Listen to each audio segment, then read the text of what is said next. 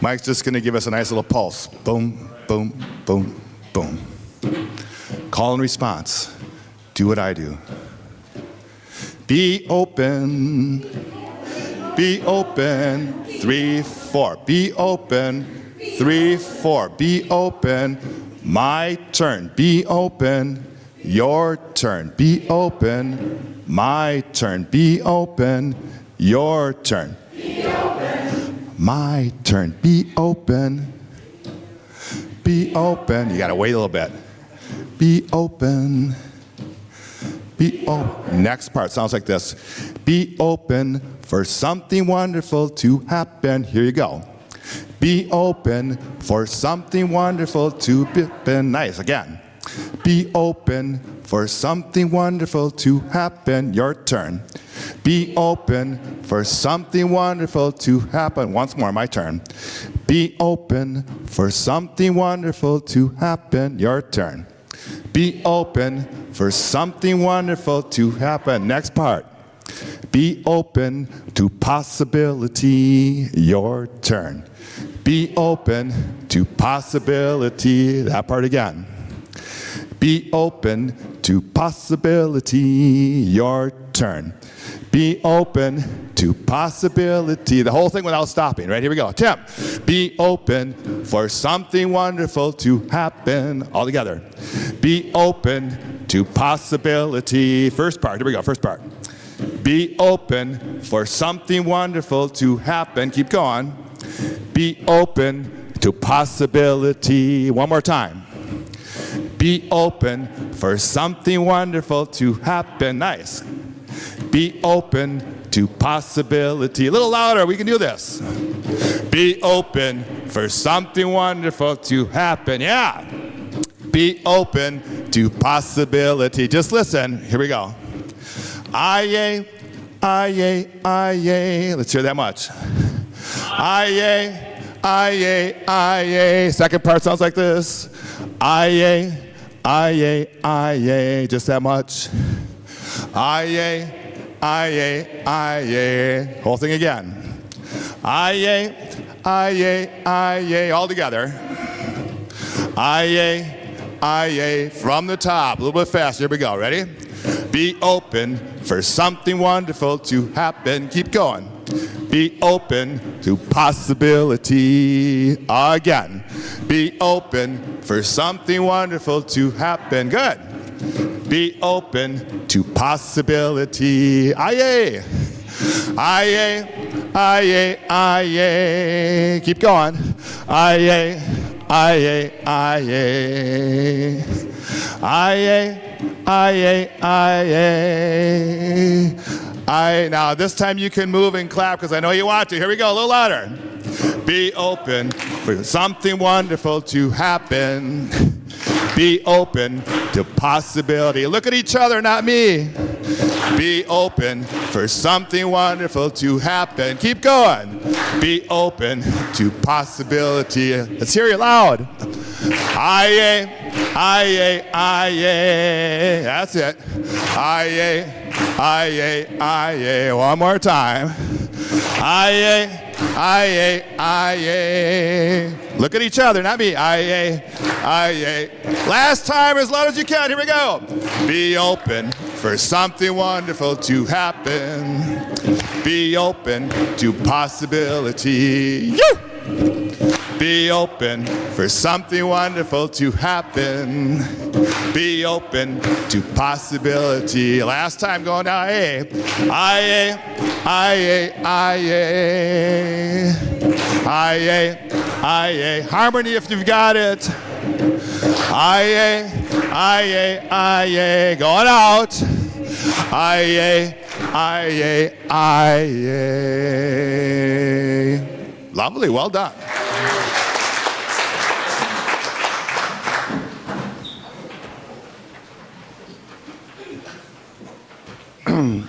What we all did was a risk.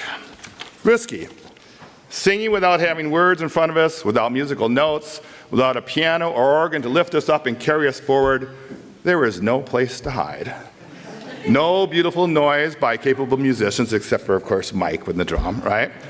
and just our natural voices in whatever key we happen to be in. I did come up here, and just before this service, my lovely friend Paul, he says, "Do I know this song?" And I said, "Paul, you don't. You're just going to have to learn it."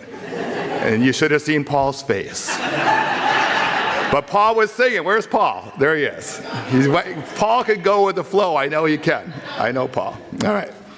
That involved trust. Trust in our ability to figure out as we went, not be perfect.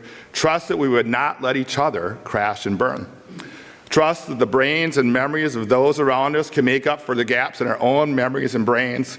Trust in the hive mind. Shout out if singing that song worked for you. Let's hear it. Did it work? Woo! Shout out if singing that song wasn't your favorite thing and you'd like to try it again. They won't shout. They'll snap. Yeah, they don't shout, those people. Okay, all right. Shout out if you'd like another chance later. We got that. Good, because there's another song later in the morning. You'll get a second chance. Taking a risk is what our little Write-About-It group is all about.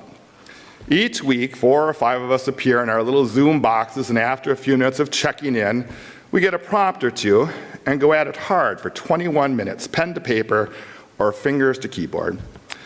Here are a few of the prompts that inspired us this year. Prompt: the truth is what your contemporaries let you get away with. Describe a liar or liars you've encountered. What did they get away with? Prompt: most people have jobs that are too small for their spirits. Studs Terkel. Write about a job you were bigger than. Prompt: write like you talk. Don't try to be a writer. Write like you talk. Just tell the story, and it will be magical. Jack Grapes, screenwriter. So today you get to be part of our little writing group. You've already taken a risk by singing. Take another one by listening. We write like we talk. Sometimes that comes out as poetry. Sometimes a story. Sometimes just a few words of description and some conversation. Welcome to Write-About-It.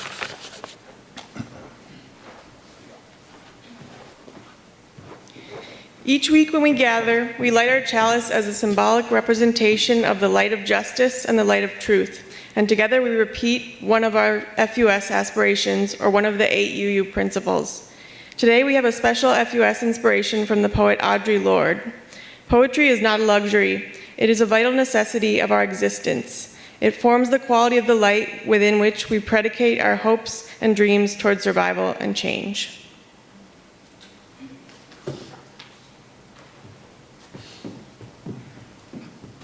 Good morning. The item I have to read is written by song leader Liz Raj, and she writes about the human need to share songs and singing, very much like our own need to share words and stories. You can, and you must. Encouragement for aspiring song leaders. These songs that we love must, like children, be taken out in the world. Left in a closet, in a book, or in our heads, they lose their energy and identity, and they begin to fade toward not being. Some things that people collect, spoons, comic books, diamonds, are protected by being held close, even hidden. Songs are different. They must be sung.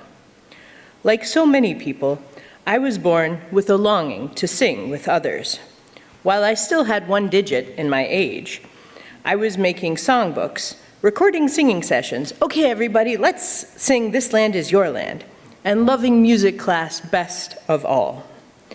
Yet, when I grew up into the real world, it was hard to find people to sing with me. At first, I blamed it on our culture of recorded musical perfection. Everyday singers compare themselves with mass media performers, or get compared to by a teacher, a family member, or a friend, and turn that difference into shame. They stop singing, they carry that loss, and when in the presence of singing, they sometimes resist in ways that make me feel terrible for having suggested a song. Their wound became mine. But what I now know is that all those times when people turned away from my eager proposal to sing, whether it was grace before a meal or good night after a potluck were also caused by something else, something that only I could change. For during those years, I did not consider myself a legitimate song leader, so I did not actually lead. Once I witnessed other song leaders gracefully and humbly giving people a song and the tools to sing it together, I knew that I had to step up and really do it. I saw what those song leaders were doing, and my whole being leaned toward them, wanting to be a part of their world. I knew that I could, but first, I had to accept the calling. Did I believe that I had what it took? In the end, as Rainer Maria Rilke said to the young man who asked if he was a real poet, the answer lies only in whether you must continue. If you must, then you shall, and you'll begin to gather the tools. If you all would like to stand as you are able and join with me to say the covenant. Love is the spirit of this place, and service its law. This is our great covenant, to dwell together in peace, to seek the truth in love, and to help one another. Thank you.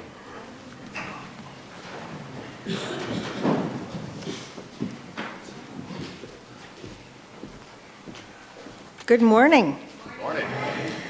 I'm here representing our congregational care team. First Unitarian Society is a congregational humanist community, and as humanists, we care for each other and our larger community and our planet. When we gather on Sundays, we take a few moments to share what is happening in our FUS community, the joys and milestones, the concerns and the sorrows.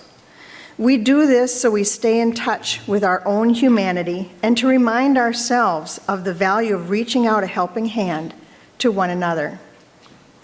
I'm very happy to share a joy today. Patty Dorff, our talented pianist who opened us up this morning, won 34 ribbons at the Wright County Fair. And a grand champion was won on an oil painting. I also heard from Dave Barry, who considers this to be a win. He had successful procedure to remove a benign tumor from his pituitary gland last week, and he is now recovering at HCMC. And our hearts are with him as he faces the challenges of recovering from that. You may remember last week we learned that Michael Pileggi was hospitalized with a serious case of Lyme disease. Wendy, his wife, has let us know that further testing has shown the disease is actually West Nile disease.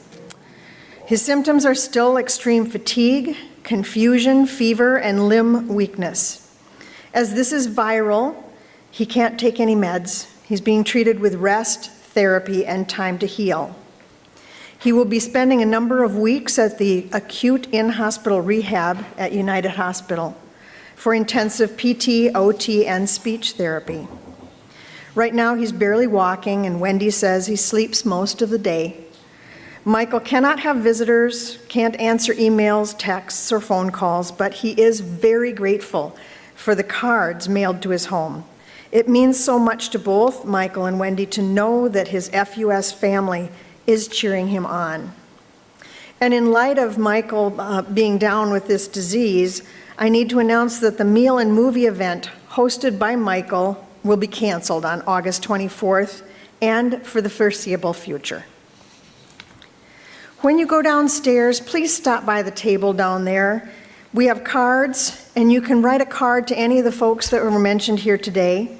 You write the card, and we'll see that it's mailed out. Recipients do tell us that cards matter. Now, let's take a few moments of stillness to breathe and to reflect on those in our world who work to comfort the suffering and those working for justice.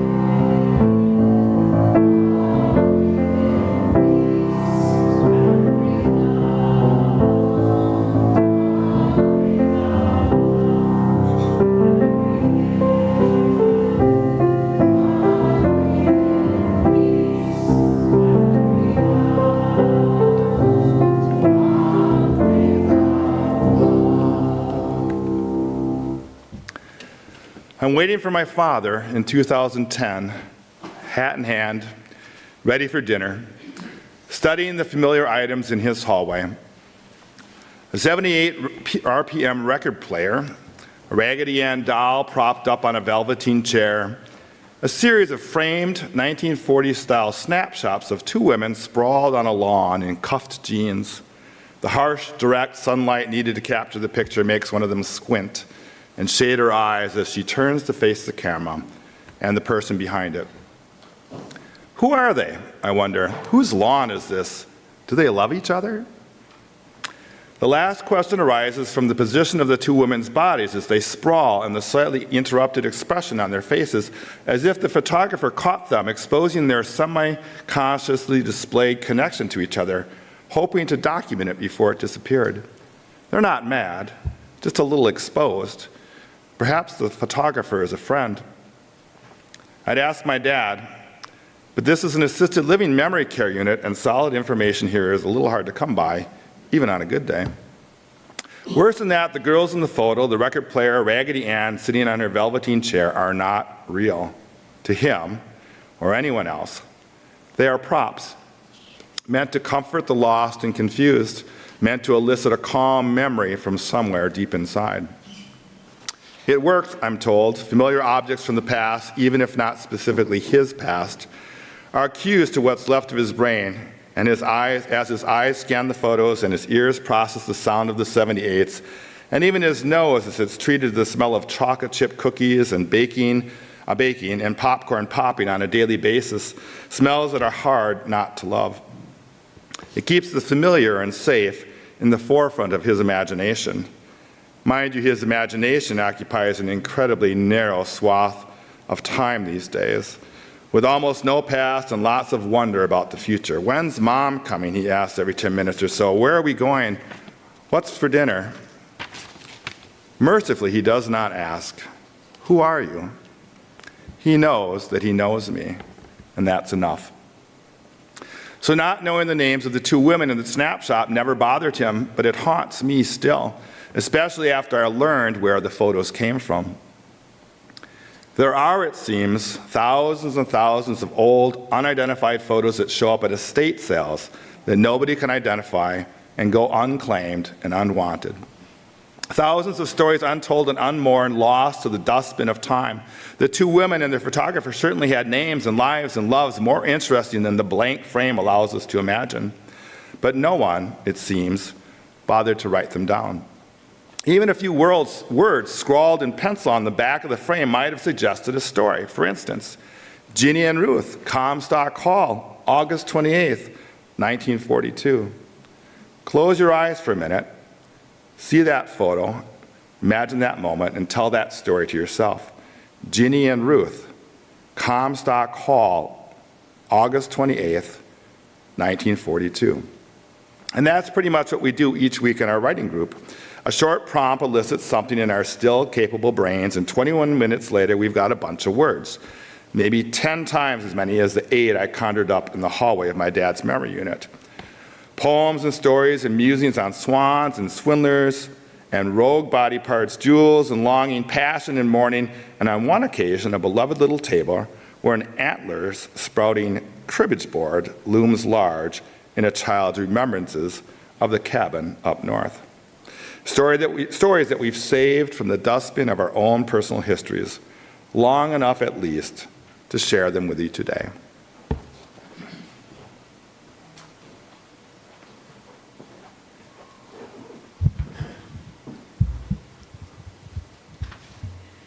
Good morning. Good morning. The first poem that I'm going to share with you from our writing group is called The Gift. Her stagnating, desirous dreams persisted. Yet, the brother had found the new work and brought from across the continents the gold necklaces, bangles, and so was enthroned the youth, growing. As she drove in the dusky fantasy, Auspice left an empty seat. Nevertheless, the octogenarian mother and aunt went, found the stories. Exciting was the danger. Sending fresh clothes of color, filling them with treasures of the past. The swindler pilfered and sold her means. In spite of that, siblings soared through the clouds, carrying heavy duties beyond. Then smiling, haggling with a jeweler, bought to return with a gift of gems.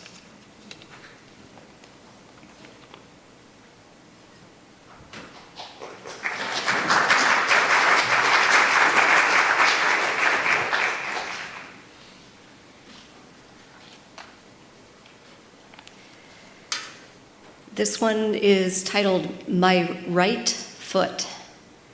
And our prompt that evening was, I taught my left-handed grandson how to use a can opener today. Write about learning a new tool. My right foot has a mind of its own, seriously. I mean, I can walk normally, and it doesn't suddenly lurch and tip me off balance or anything. In fact, quite the opposite. My right foot has been stellar in keeping me balanced, and more than that, supporting me in every sense while I pursue fun activities. Now, the foot-mind connection story starts when I was about 11 years old, and I started figure skating. I actually wanted to play hockey then, but it was the 70s and girls' hockey was non-existent. So my second choice was figure skating, and I figured it'd be almost as fun to glide and spin and jump, just like Dorothy Hamill. I had already taken ice skating lessons at the town's recreation ice rink, but those classes didn't introduce spins and jumps. I quickly learned that each jump and each spin has a setup, and a skater leads into the setup with either the left or the right foot. Most skaters lead with their left foot, and that's normal for right-handed folks. Well, I'm right-handed, but it felt natural and stronger to lead with my right foot, so the opposite. You can't imagine what a small difference, what a small difference like that can make in the course of lessons and practice and performances or shows. My coach couldn't demonstrate my way. I couldn't synchronize jumps with other skaters, and it just generally confused people. I couldn't help it. My right foot had a mind of its own. And it wasn't just figure skating when my right foot took over. It was the same situation with snowboarding, with water skiing, with anything that requires one foot to lead. I've adapted. I embrace my strong right foot and all the quirks it entails. Lead on.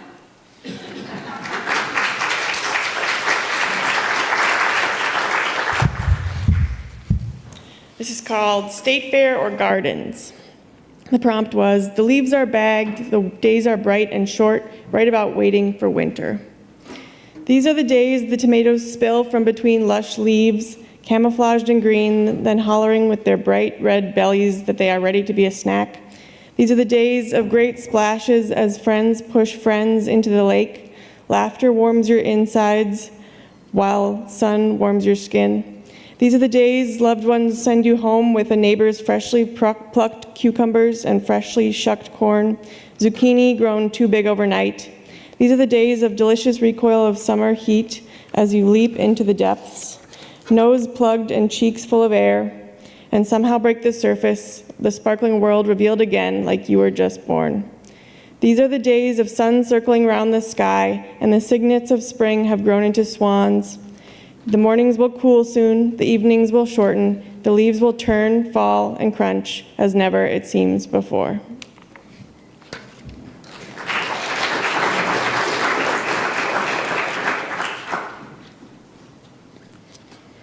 And this one is titled Up North, and the prompt that evening was, I saw 4 20-somethings carrying an old easy chair onto the porch in the rain. Remember a piece of furniture, why does it matter? An old carved wooden table sits in my office. It's a small but sturdy hexagon-shaped table with carved wooden slats for the legs. It's old and worn, but I don't mind. I cover up the bare spot where the varnish has rubbed off and set my beverage coaster on it. I don't know where it was made nor where it originally came from. It was left by the previous owners at my family's cabin up north. For years, it was the little table we moved around and placed the cribbage board on.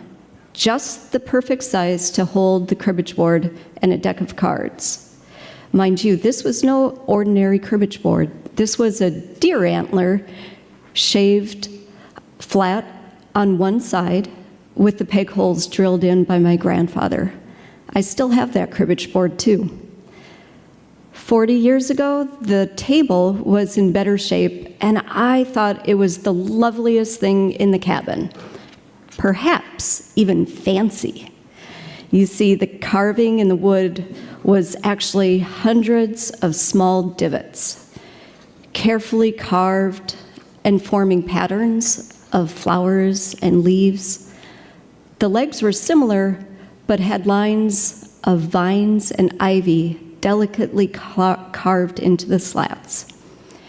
It was stained with a dark finish, and this showed off the carving.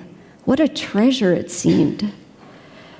Fast forward 30 years, when my mom and I were clearing out the cabin, readying it for the new owners.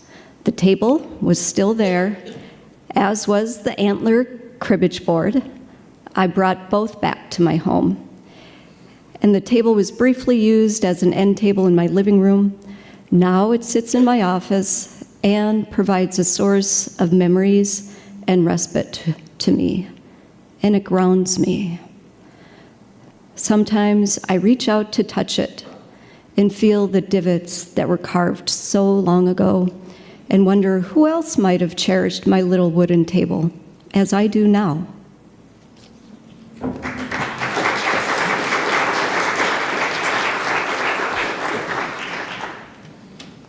right, everybody get up, give your second chance here. All right? This is all call and response this time, so it should be easier. You don't have to wait for the drum and stuff. Goes like this. Sing your heart song. Sing your heart song. I'm going to start that a little bit lower. Sing your heart song. Sing your heart song. Sing it all day long. Sing it all day long. Sing it till you shine. Sing it all the time. Sing it all the time. Let your shame go. Let your shame go. It doesn't serve you, no. It doesn't serve you, no. Open up your heart. Open up your heart. Let the healing start. Let the healing start. Now this makes its own little harmonies if you just keep that last note going in between. Okay, so we'll do 2 sides. So it'll be sing your heart song. You just stay on song while they do sing your heart song. Okay? If you want to add other harmonies, that's great too. So this group first.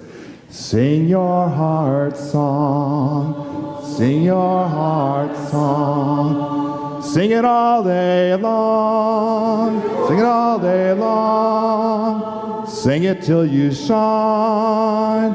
Sing it till you shine. Sing it all the time. Sing it all the time. Let your shame go. Let your shame go. It doesn't serve you, no. Doesn't serve you, no. Open up your heart. Open up your heart. Let the healing start. Let the healing start. Beautiful.